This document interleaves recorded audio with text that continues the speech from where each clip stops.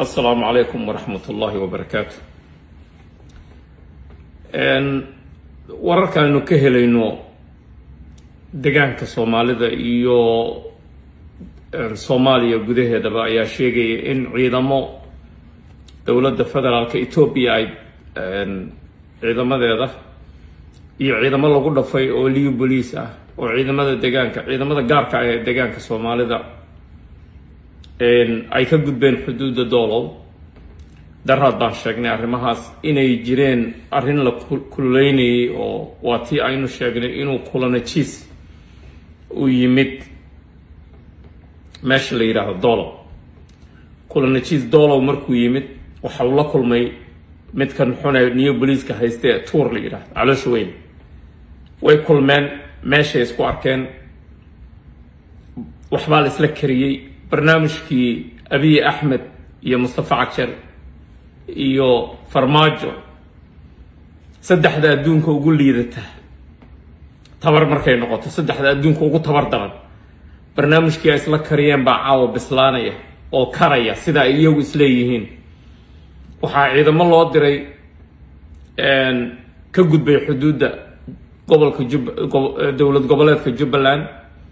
ciidamadaas oo la leeyahay waxay ku wajahan yihiin Bu'aale inay qabtaan dagaalna ay la galaan dowlad goboleedka Jubbaland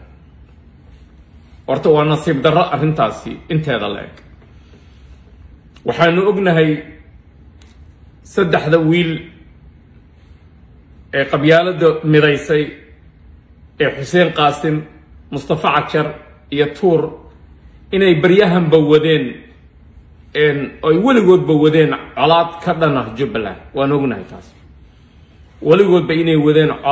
colaad ka dhana absame ama kuumada meel kasta uu joogo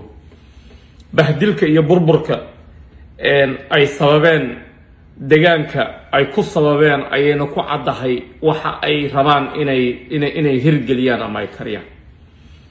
su'aasha meesha taalo waxa weeye ma ku guuleysan doonaan jawaabta oo degdeg ah waa maya dhowr arrimood dartood uguma guuleysan doonaan waa marka hore ninka ciidanka hogaaminaya waa Xaaji Tuur waa ninaan aqoon u lahayn Soomaalida waa ninaan aqoon u lahayn ogaadeen ama absame ama kuumade aanan aqoon u lahayn waa nin amxaar ku dhaxdhashay amxaar ah weligii ciidanka amxaarada ku jiray oo weligii askari ahaa oo maanta sargaal laga dhigay oo qabyaaladu ay gaarsiisay inuu generaal noqdo oo maanta ciidankii deegaanka ee dowlad deegaanka Soomaalida loo dhiibay isaguna hadda horkacay ciidamada la geeyay Doolow ka gudbay oo u sii socda ama u sii huleelaya meesha la yiraahdo Bu'aale sida ay sheeganayaan su'aasha waxay tahay Farmaajo waa nin sii dhimanaya way magaaladii Xamar buu xataa xukumin oo wuxuu xukumaa Villa Soomaaliya nimanka maanta dhiiga ogaadeenka u haliilaya ama dhiiga kuumade ama dhiiga absame u haliilaya waxa weeye waa Mustafa Cagshar Xuseen Qaasim Xaaji Tuur iyo Abiy Ahmed waa afartaas nin way afartaas nin waxaan hubaa inaan shaqo ka qaban doono meelaan kaga qabanaba waxaan hubaa in ay noqon doonaan kuwa khasaaray oo ku gumoobay oo ku khasaaray dhibaatada ay rabaan inay absame u geystaan ama kuumade u geystaan ama ummadda Soomaaliyeed ee Jubbaland ku nool ay u geystaan kuwa ku khasaaray inay noqon doonaan baan aaminsanahay waxaan aaminsanahay ayaga waxa isu keenay inaysan fikrad ahayn ee ay tahay qabyaalad saddexdan waxa isu keenay Xuseen Qaasim Mustafa Cagshar iyo ninka la yiraahdo Tuur Xaaji Tuur la yiraahdo oo liyu police-ka xukuma qabyaalad baa isu keentay fikir aqli ah oo ay ka midaysan yihiin oo intay wax ku abaabulaan ay shaqo ku qaban karaan ma aha ma jirto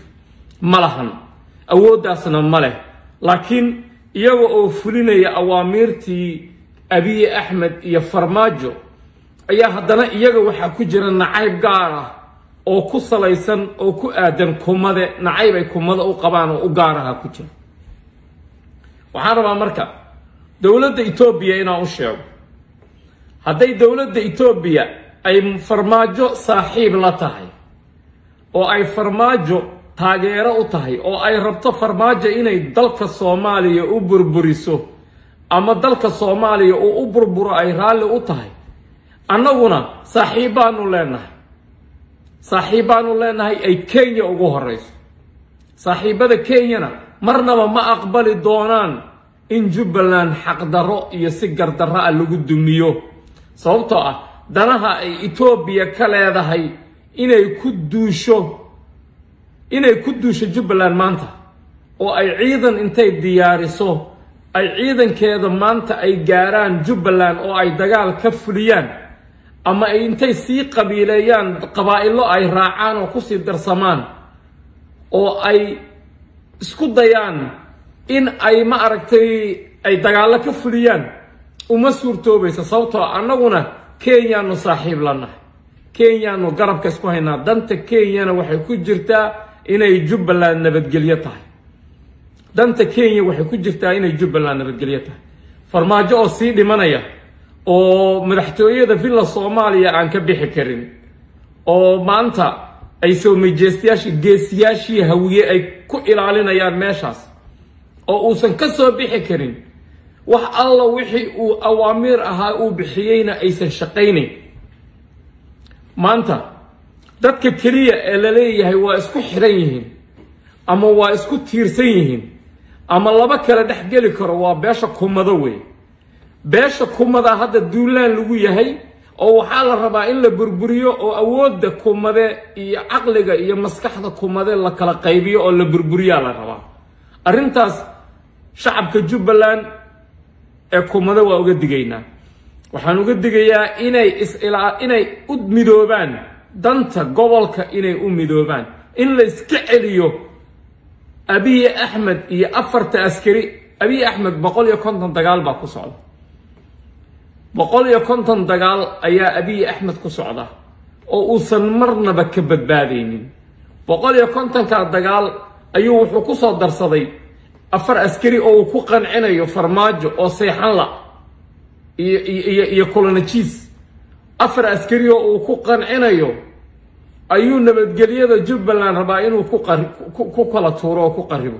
arrintaasina waa in loo midoobaa waa in laga hortagaa waa in gacan birah lagu qabtaa waa in ninka ogaadeen hadduu yahay oo new police yahay oo ogaadeen yahay in dhabarka laga gowracaa hadduuba dagaal soo galay oo uu Jubbaland soo weeraro ninka new police-ka ah ee Jubbaland soo weerara waa in dhabarka laga gowracaa dhabarka hadduu ogaadeen kasta yahay walaalkiisa ugu horeeya ee hor yimaada ha la gowraco sababtoo caqligu waa inuu shaqeeyo hadduu caqligu shaqayn waayo waa inay mindidu shaqaysaa waa in 7 xabadood dhabarka lagaga dhuftaa ninka ogaadeenka ah ee maanta ku soo duula Jubbaland waxaan ognahay new police-ku inay 80% 90% aan dhahay inay ogaadeen yihiin waxaa loo baahan yahay oo aan ku qasbanahay inaan xiriir la sameeyno wiilasha yar ee la soo khalday ee beenta loo soo sheegay ee ayagoo aan ogeyn dhalinyarada ah ee aad u yar ee da'doodu yar tahay ee la soo khalday inaynu ka hortagno oo aynu u sheegno oo telefoon la diro oo lala hadlo oo nin walba uu ehelkiisa uu la hadlo nin walba wiilkiisa uu la hadlo nin walba ninku adeerka u yahay uu la hadlo oo loo sheego haddaad dagaalka soo gashaan waa la idin gowracayaa la idin niximaayo dagaal ha u dagaalamina farmaajo ninka maanta ogaadeen ama kumade ee kalalka intuu ka tago u dagaalamaya farmaajo waa nin waalan wey waa nin caqligu ka maqan yahay wey waa nimaan dareen lahayn waa nimaan damiir lahayn waa nimaan dhug iyo caqli midna lahayn in la gowraco waxaan ahayn kuma banaano xooluhu la mid yahay ninka maanta farmaajo u dagaalamaya oo kilalka oo nabada intuu ka soo tagay Jubbaland iyo duurkeedii soo galay raba inuu ku jabhadeeyo oo uu la dagaalamo kumade oo uu Jubbaland ba xoreynaya yiraahdo ninkaas waa caqliga dameerku ku shaqeynaya in la gowracana waxba kama duwanaba in la gowraco waa ku fiicanta sababta caqli ma jiro waa in la iska celiyaa midnima looga hortagi karaa Mustafa Cagjar Xuseen Qaasim iyo Xaaji Tuur waxa ay wadaan caruurta xitaa shaxda caruurta xitaa laguma ciyaaro يعني مستقبل كي أمد أو دم بيكو عياريان إيجا مستقبل كودين ويكو عياريان صوبتها هدي فراها كبحض جبلان هدو دقال كبلوضو والله إني إذا جيجيجا فديين حسين قاسمو دقيسة هذا الكاس مصطفى عكشرو دقيسة هذا الكاس حاج تورو دقيسة هذا الكاس والله إن هذا عدو علول وين هذا كو قيلين جيجيجا وهذا النبات كو قيلين هدي حبت كدعضو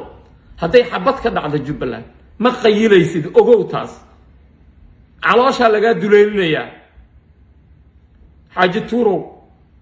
حسين قاسمو ما بدباديسيد مصطفى عكشرو ما بدباديسيد دغالka meesh jigjiga la idinku keenaya kumada jigjigu dagaalka idinku keenaya waana la iska kii qabanaya marka ha idin badbaadiyo Abiy Ahmed ha idin badbaadiyo bal hal arkay wala idin difaacaya wala iska kiin difaacaya wala iska kiin celinaya la idin bariyo maayo Jubbaland waxaan leeyahay hal lagu daba faylo geesiga Ahmed Maxamed Islaam Ahmed Madoobe hal lagu daba faylo isaga haliyaya isaga gobolkan nabadiisa iyo nabadgelyadiisa sugay madaxweynaha ruuxiga hal lagu daba faylo Ahmed Madoobe is the one waxa la dagaalamayo waa Ahmed Madoobe inaan difaacno waa muqaddas way Ahmed Madoobe waa asset way waa in la ilaaliyaa wadankana waa in la ilaaliyaa ciidamaduna waa inay diyaar garoobaan shacabkuna diyaar garoobaa waa in garbaha la isku qabtaa Kenya waa inay arintan Ethiopia ay ciidamada ka keentay ay wax ka qabataa wax ka tiraahdaa waa in Kenya ay ciidamadeedu iyadana soo gelisaa Jubbaland halganku waa muhiim inuu sareeyo waa muhiim waana in la iska celiyaa Mustafa Akshar Hussein Qasim Haji Tour Abiy Ahmed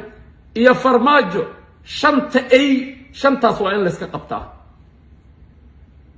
aad baa u mahadsantiin assalaamu calaykum